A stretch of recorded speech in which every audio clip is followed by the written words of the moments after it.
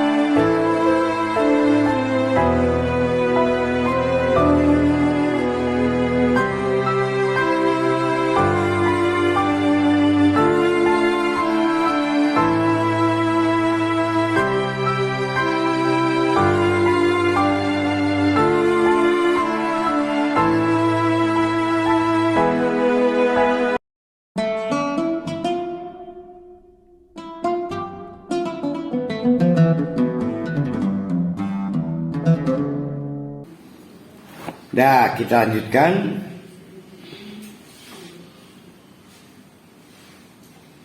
Qala, maka dijawab oleh Zulkarnain atas proposal dari penduduk asing yang tinggal di daerah kawasannya yang terancam keselamatan dan kenyamanannya oleh Yajuj dan Majuj. Ma makkanni fihi rabbi khairun, maka saya tidak bisa berbuat apa-apa kecuali atas izin Allah, itu pasti yang terbaik. Oleh karena itu fa'inuni,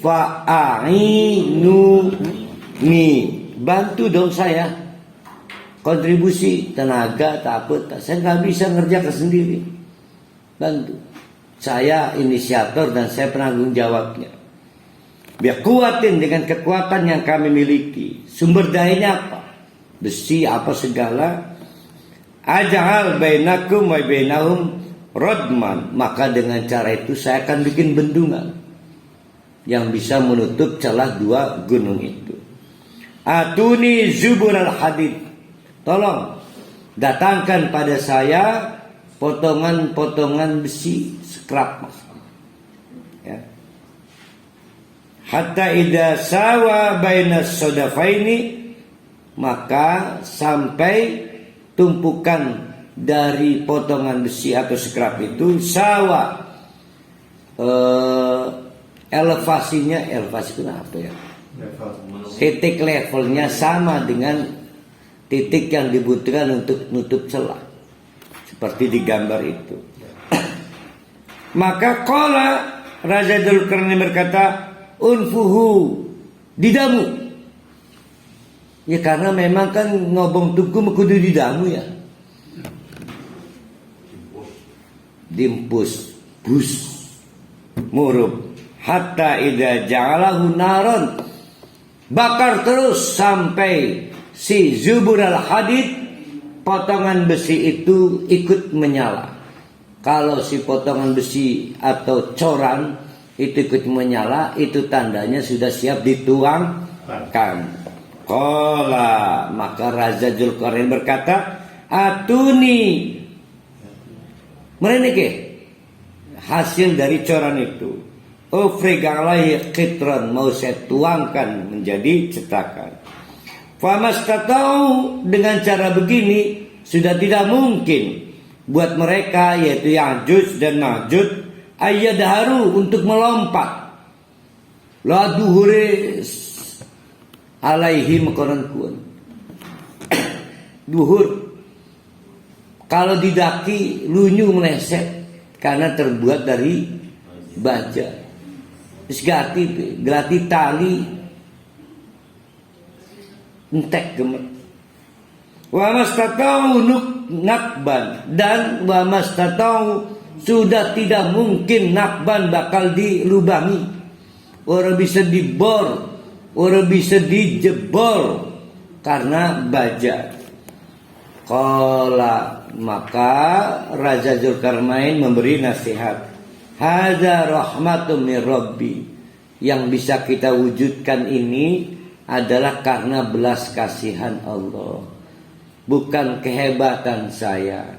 Kamu tidak perlu menyembah saya lebih dari kedudukan saya sebagai seorang raja, tapi sembahlah Allah yang memberi sebab atas ini semua. Fa idza jaa wa'du rabbi ja'alahu dakkaa, maka pada saat datanglah janji Allah, ja'alahu dakkaa, maka si Rodman itu, bendungan itu menjadi dakkaa. Apa dakkaa itu? Hancur. Kapan itu? Menurut hadis itu terjadi pada saat sangkakala ditiupkan yang pertama kali, berarti menjelang kiamat. Kiamat itu yang ditandai dengan bumi digulung, dihancurkan, itu adalah setelah sekabeh wong dimatikan. Setelah dimatikan, nah trompet pertama ditiup itu sekabeh wong dimatikan, maka dikirim gas. Sing masih urip siapa ya waktu pengarannya? Para halis waktu. Siapapun yang mencium itu mati. Wis gemet nih. Setelah itu ada hujan lebat. Hujan ini menyebabkan tulang-tulang itu bergerak lagi dengan izin Allah oleh daging mani. Karena yang tersisa di makbar, di kuburan itu tulang belulang. Perimen itu ya lamun sing diobongkan ya, yang apa ngaben ya, itu kan tersisa dalam guci bagian dari tulangnya, serbuk. Ya itu juga tulang. Ya tulang juga, cuma sudah jadi serbuk tulang. Jadi pembentukan daging pada kerangka tulang-tulang yang berserakan itu melalui mekanisme hujan. Hujan itu membangun kalsium, membangun protein daging dan lain sebagainya. Maka ngadeg maning tuh sapa sing mati lengkap dengan tulang, dengan dagingnya, tapi wudu, tidak pakai pakaian sebagaimana dulu kita lahir. Pada saat itu jebollah si bendungan itu dengan izin Allah, dan terjadi hilaf beda pendapat. Diceritakan salah satu pendapat, ternyata sepanjang Ya'juj dan Ma'juj itu terkepung di satu daerah, karena kan di sebelah lain itu berpopulasi. jumlahnya meningkat dan meningkat. Pada saat itulah menebar bencana. Salah. Sebelum trompet pertama ditiup, Allah lebih dahulu menghancurkan bendungan itu, sehingga tanda-tanda kiamat itu ditandai dengan bertebarannya Ya'juj dan Ma'juj. Jumlahnya tidak terbatas, banyak dan akeh. Itu satu teori. Kerjanya mateni uang, menyiksa uang, tentu sapu baik masih urip. Sampai akhirnya pimpinannya Ya'juj dan Ma'juj ngomong, lah kemana tak uang kini entet? Gemet. Saking gemetnya maka mari kita cari lagi di daratan habis ning dhuwur. Lah ning dhuwur anane malaikat.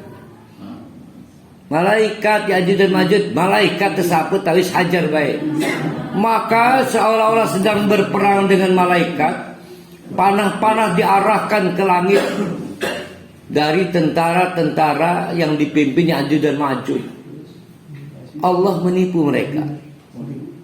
Allah menipu mereka seolah-olah mereka berhasil memanah mangsanya, yaitu malaikat.